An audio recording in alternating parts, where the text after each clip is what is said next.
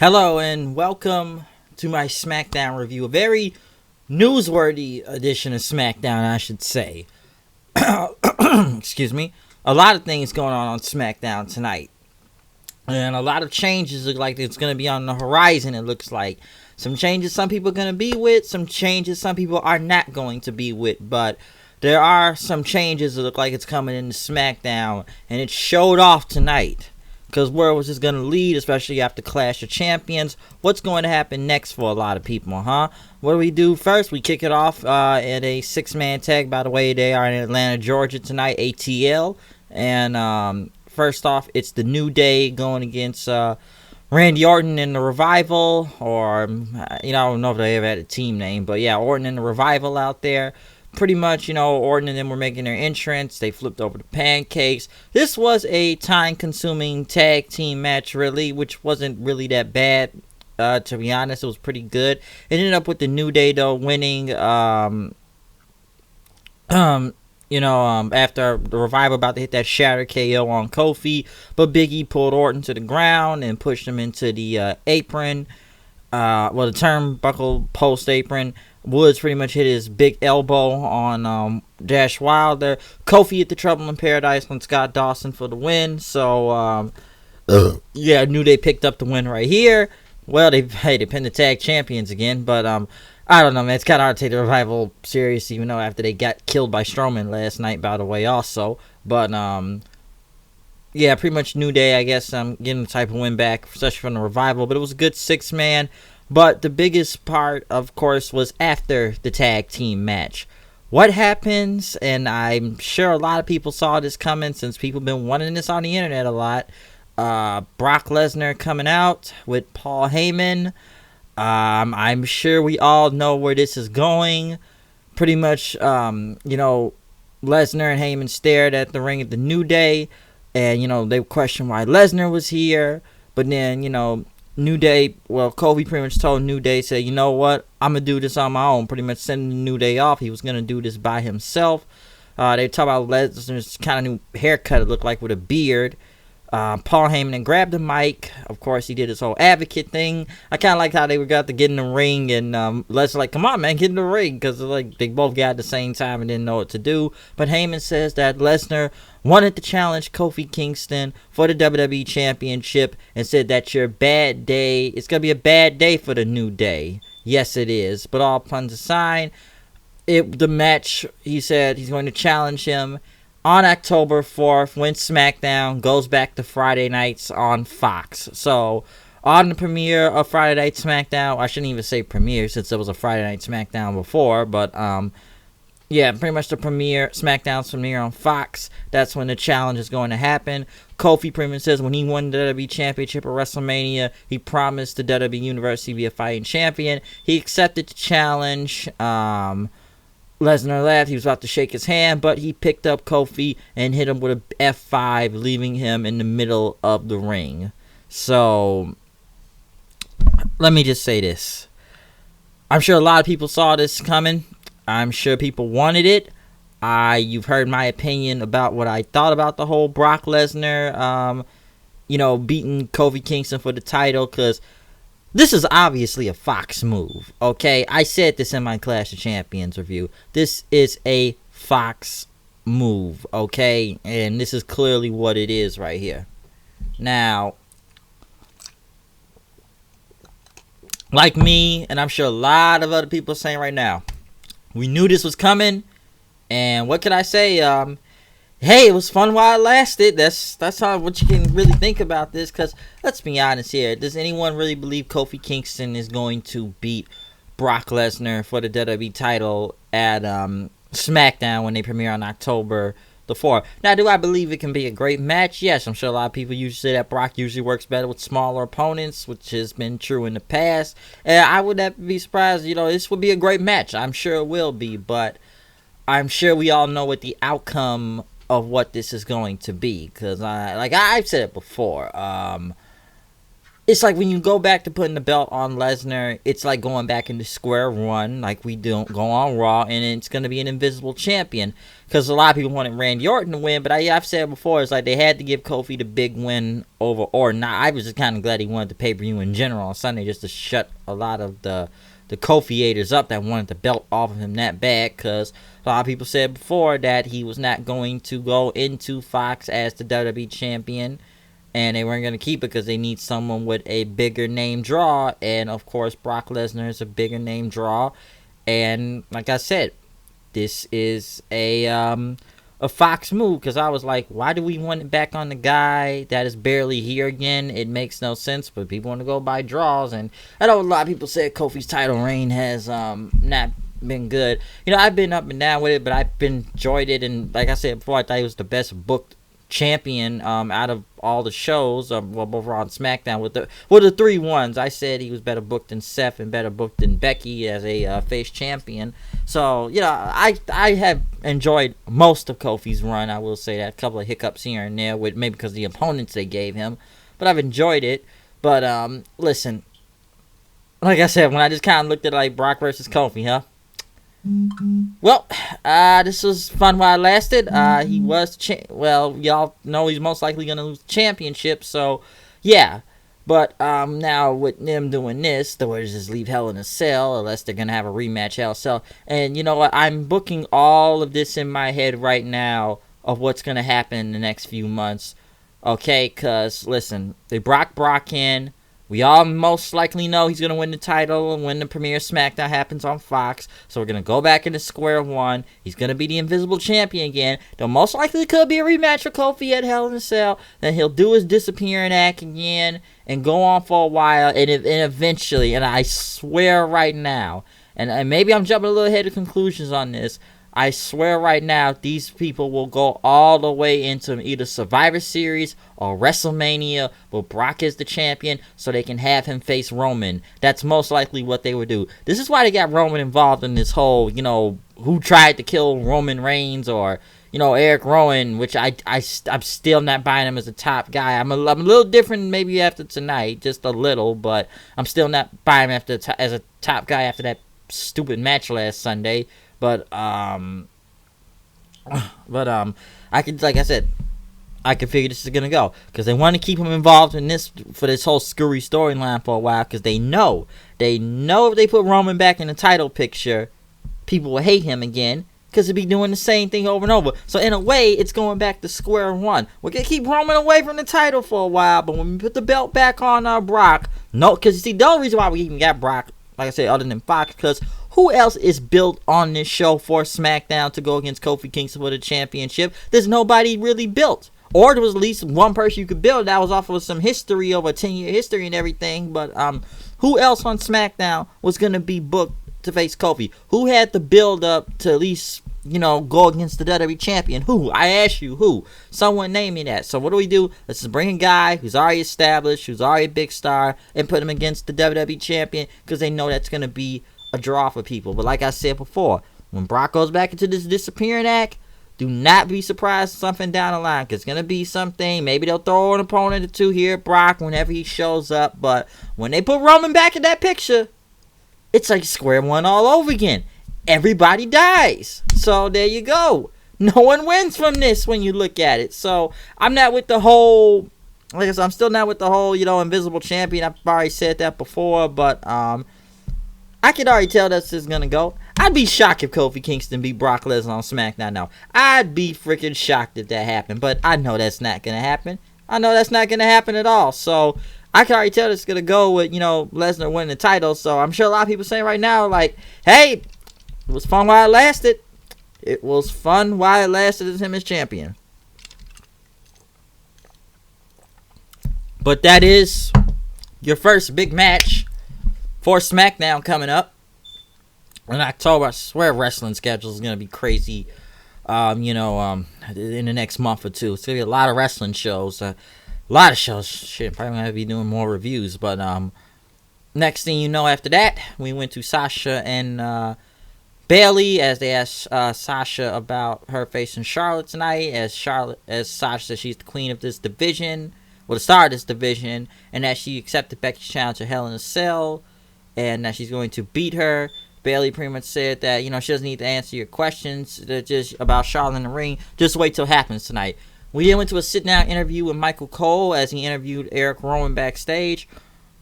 Rowan says, you know my name this time, huh? And they asked him, why did you attack Reigns, huh? Or pretty much tried to kill him or manslaughter or whatever. Pretty much says, the attacks on Reigns were just to scare him.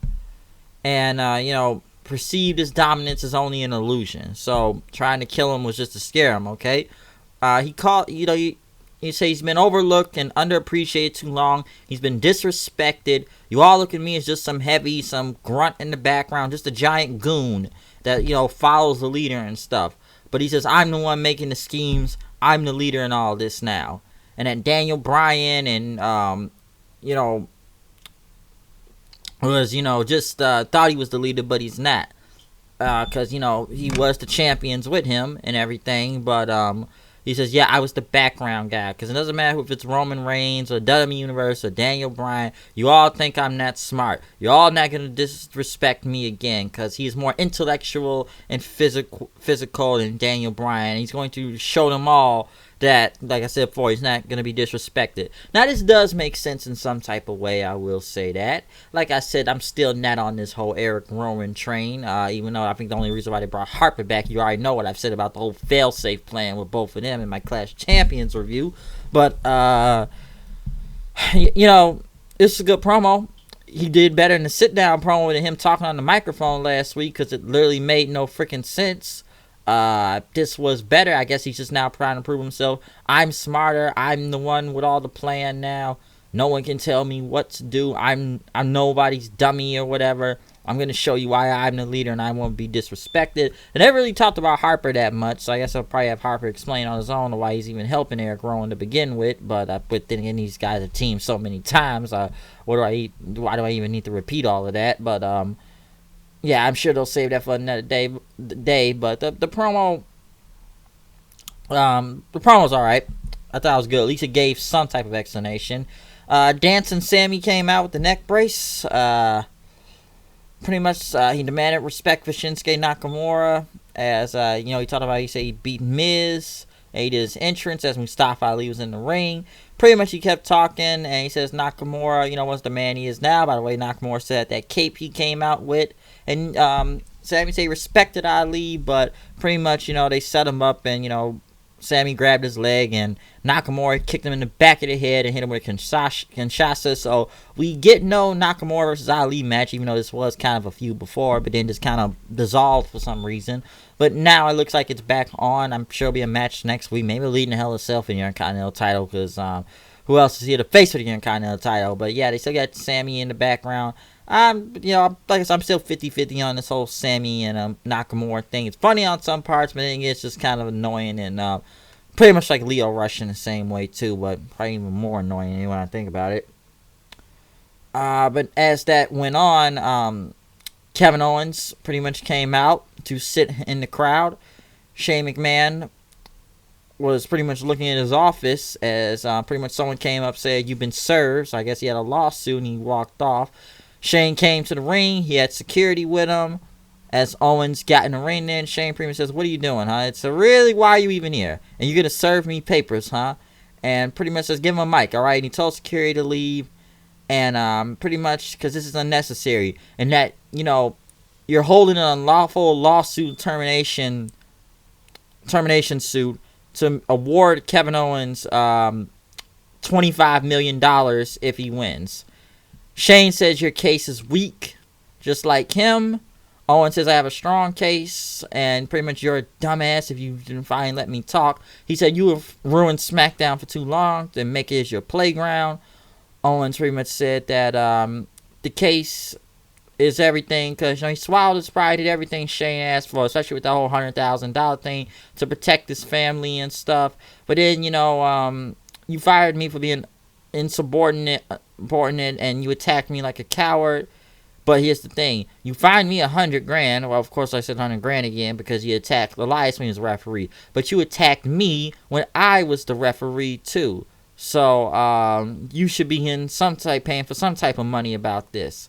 And he said because now he's done everything he tried to do to Shane, but now I want to hurt him, and the only way to hurt you is in your pocket and your pride. And pretty much, this lawsuit has another clause if he wins, which he didn't read all the fine print. Pretty much says he's going to fire, Shane McMahon. So he's going to fire the person that fired him. I don't know where this whole lawsuit thing is going. So what is Kevin Owens going to control SmackDown or something? I don't know. He left in the crowd. Listen, I wouldn't be surprised if it's some contract type of match at Hell in a Cell or whatever. If Shane McMahon loses, then Kevin Owens runs SmackDown, or Shane McMahon wins. I don't know. He gets rid of Owens again. I don't know. This feud has just gone on too long. Now we're getting lawyers involved.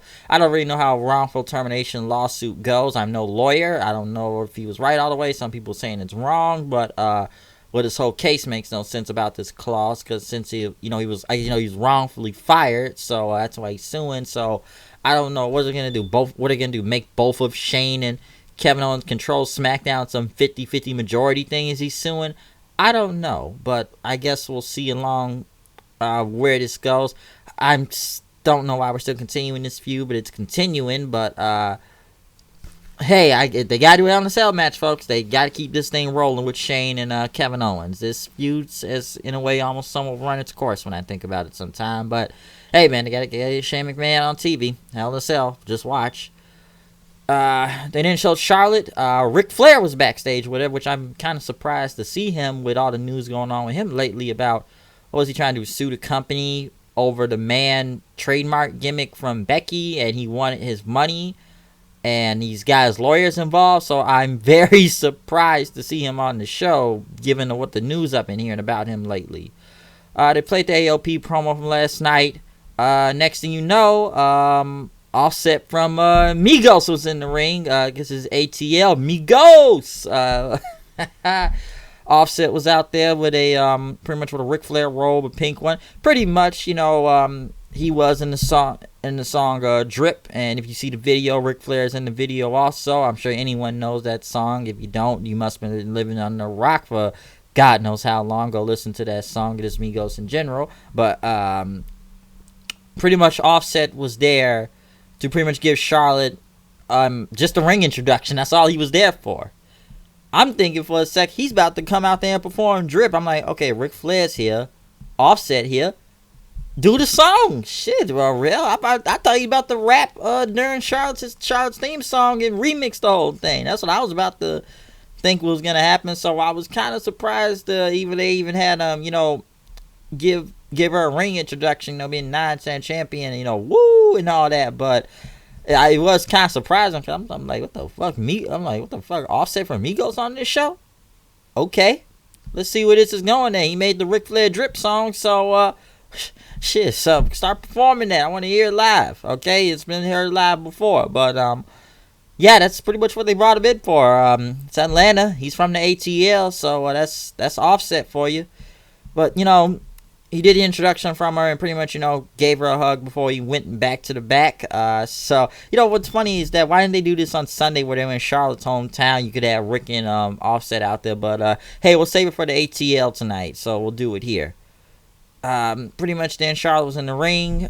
Sasha came out next. This match was good. I will say that. I did kind of like Charlotte tried to go for a power bomb at one point, but still held on to Sasha, because she tried to hit a head scissors, it looked like, but pretty much reversed into a Boston Crab. Then her doing that freaking moonsault on the outside on Bayley and Sasha. I swear to God, I'm sick of that moonsault half the time because it just looks so freaking bad. But pretty much then, Charlotte hit the figure 8 on Sasha, but Bayley came out and attacked her, DQ. Next thing you know, Carmella comes out then, which I'm sure everyone is very strange. And once again, they beat up Sasha and Bayley as they are looking on the losing end on the ground. So what is it, like another week or two in a row now? I feel like, and last night too, what, Sasha and Bailey are getting the crap kicked out of them, and they're supposed to be like the top heels in a way. I didn't really look at them as heels last night during that tag match with, you know, Bliss and Nikki Cross, because number one, just fuck Bliss in general, and we can't have her finish the match, we don't want to get pinned, so that's why they kept Nikki in there. At least Nikki was the only one that carried, you know, with that part of the thing for the match, because Alexa Bliss is worthless. But yeah, pretty much like I said before, though, I thought they looked like face last night with Sasha and Bailey, but now they kind of... is a wrap, and already we've got 19 Alexa, 0-2. Stop. Start, guys. But don't pull the plug on the season just I couldn't yet. find any enabling Alexa. skills that can do. The risers and Alexa. this week. Home screen. New Orleans, where the Saints tumble a few spots, and they might tumble some That's more. not supported. What on is this stupid device. machine? Right thumb on his throwing hand changes Alexa. the landscape of the NFL. Home screen. Damn device always messes up when you always talk. It's like you say, I'm not even gonna say the word because it'll start going off, but you know what the name of the machine is, okay? But yeah, Sasha and Bailey continue to get their asses kicked for some odd like reason, no, okay? But it's not kind of working. But Carmella, I have no idea, even though she's faced Charlotte before. Why is she helping Charlotte to go against Sasha and Bailey for? What, is it because Becky is not here? They had to send any woman out there? Now, they'd send Moon. At least that would have made more sense because, you know, Moon was already mad at Bailey anyways. That would have made a little bit more sense. You could have just had a tag with Charlotte then next week. I guess Charlotte's a face now then. I don't know who's facing heel. This whole heel face dynamic with all four horsewomen has just been strange because now we got to add someone outside the four horsewomen because it's like they just threw Carmella in there randomly. Like, what sense does this make?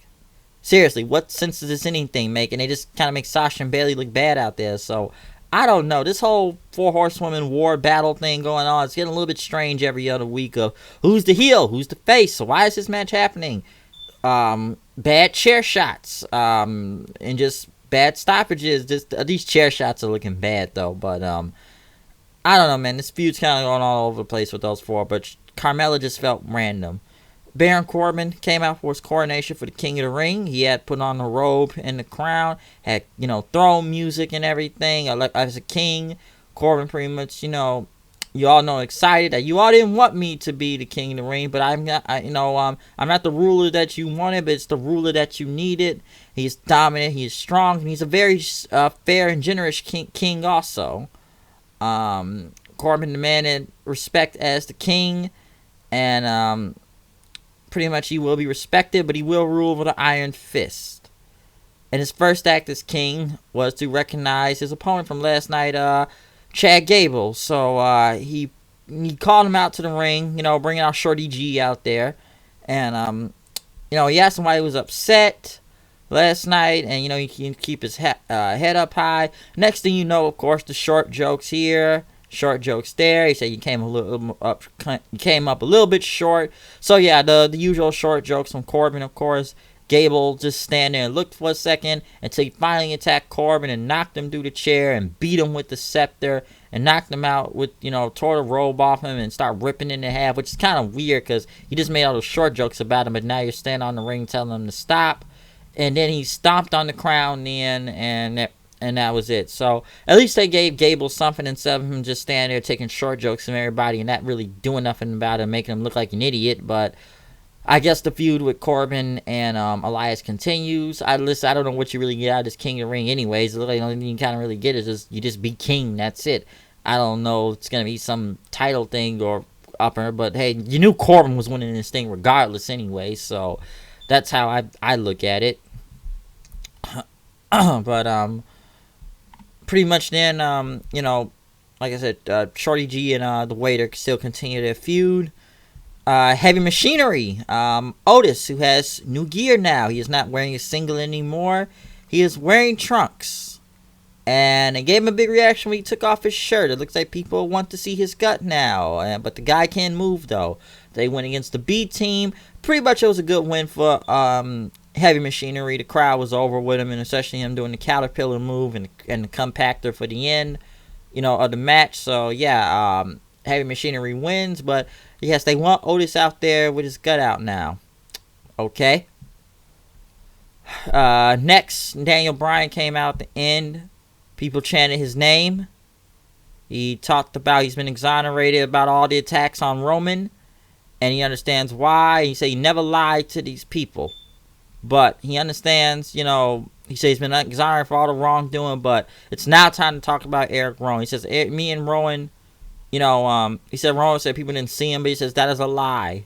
They say he saw Erick Rowan. No, he saw the talent and intelligence in him. When they won the tag team titles, he thought he thought they were equals, pretty much. He said he's his friend. Okay, he's his friend, but Rowan came out saying he didn't feel equal. You never let me talk. He didn't feel equal when he was just standing in the background. And when you got to do everything. But he says he will no longer be disrespected. Brian pretty much says, listen, if you felt disrespected, then do something about it. You want to attack me? Come on. All right? Because it's a lot of betrayal in here. But next thing you know, Harper attacked him from behind. They started beating up Daniel Bryan. Roman Reigns came out for the save. He started hitting Superman punches on everybody until Harper got him on the clothesline. Then they powered him on him to the ring post. They start tearing up the ring. They start beating up the security guys, pulling the mats off. And then they took out the announce table. Harper throws one of the announce chairs at Tom Phillips, which just kills the guy and he's on the ground then. And then they do a double choke slam on Daniel Bryan through the announce table. So yeah, by the way, he took the barricade and threw it at Roman also. So I'm sure it's probably going to be a tag match with Roman and Daniel Bryan versus Harper and Rowan, or Bludgeon Brothers 2.0, or whatever name you want to call them right now. I'm sure that's going to happen. Or is Daniel Bryan doing this as a facade to turn on them? I don't really know.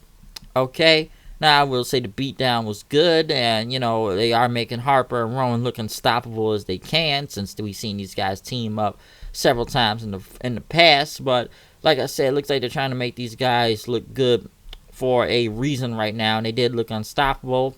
So, we'll see where this goes. Hopefully, it's better than the last Bludgeon Brothers thing in this feud. But you already heard my reason earlier why I said Roman is in this whole thing to begin with. But we'll see where this goes. Now, I will say with all these returns and, Lesnar being on here, like I said, they're really leading up into a lot with Fox, like I said last night. So, it looks like they're trying to refresh everything going on, especially with people that aren't really getting any due when they're doing stuff, like I said about AOP last night. And now Harper and Rowan or Rusev. Well, I don't know about Rusev right now, but they brought him back. Or now you got Brock back. So it looks like they're leading to a lot of things when they hit Fox. Especially when they get to the draft also, to see who's going to be going where too. So there is a lot of things they have changed, like I said before. But it has been a very newsworthy edition of Smackdown. I will say that too. So there has been a lot going on this show tonight. I will say that. But is there anything else I really need to add on to this? I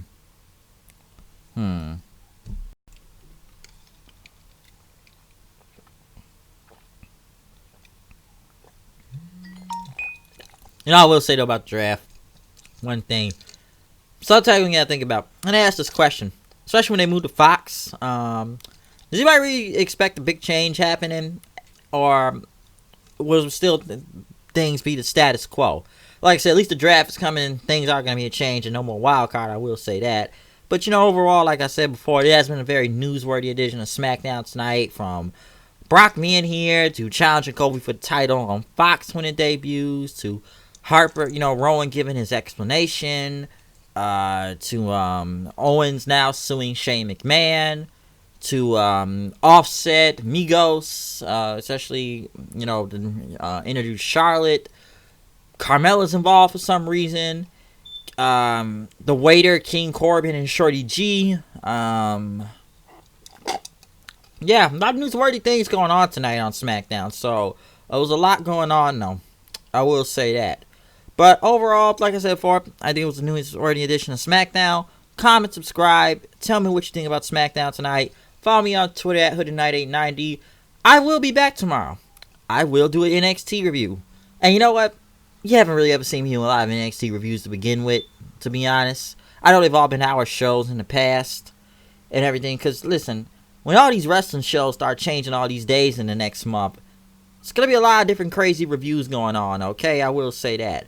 Now, NXT, they will be debuting on USA Network tomorrow night, so I am going to watch that, which I've already watched NXT before, but the only difference is this time is that the first hour will be on TV, and then the second hour will be on the WWE Network, but most likely I feel like I am going to come up with a review, and I am going to start doing more NXT reviews now. I should have probably done them in the past anyways, but, I still watch just so many other reviews going on. I didn't have much time, I can't review everything, okay, but, between that and, like I said, you just ever see me do takeover reviews. Because I am going to be doing a lot of reviews now with all these things. I don't know how it's going to go, okay? Because Raw's on Monday, then Smackdown's on Friday, then NXT is on NXT and AEW on Wednesdays. Which one will I probably do first? And Impact coming back during the week too. I don't know what day they're gonna be on. I'm still thinking Tuesday or Thursday. That's gonna be a review also. So we're not to that point yet about how that any of these reviews gonna keep going. But I am going to come back on it with NXT once they got a loaded show up for tomorrow night, anyways, for the USA Network debut. So we will be back tomorrow for that, and I am gonna do one for the 2-hour show tomorrow night, okay? So I will be back. It's going to be a little weird switching from TV to the network, but hey, we'll get that all set out in the next 2 weeks. Finally we saw an AEW commercial tonight during Smackdown also in one of the commercials on USA Network. So, hey, strategic plans, I guess. It's the war, man. The Wednesday Night War is coming, alright? But other than that, I'm out of here. I will see you guys later. Don't need to repeat myself. Just go like and comment and subscribe. I'm out. Peace.